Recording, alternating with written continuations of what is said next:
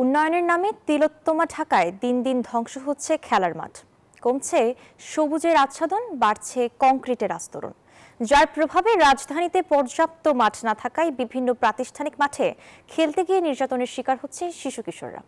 ঢাকা শহরের হারিয়ে যাওয়া মাঠ আর আমাদের সন্তানদের নিভৃত কান্নার গল্প জানাচ্ছেন আবরার আল দাইয়ান।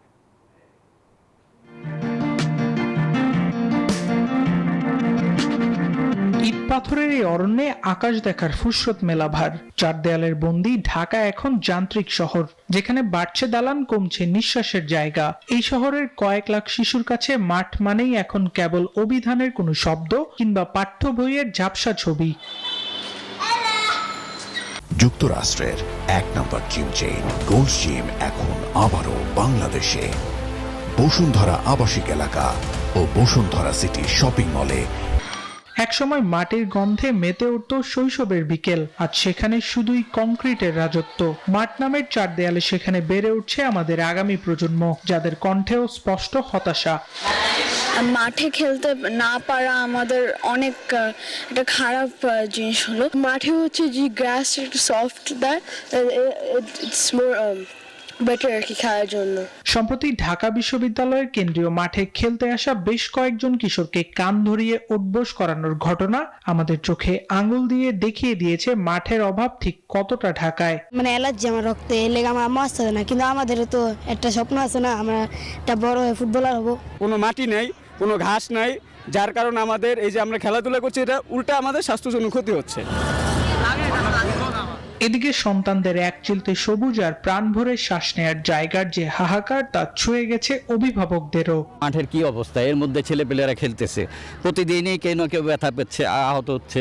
ঢাকা শহরের মধ্যে আপনার বেশিরভাগই সব উঁচু উঁচু দালান, এই সময় দেখা যায় যে বাচ্চাদের কোথায় যাবে, খেলার কোনো জায়গা নেই।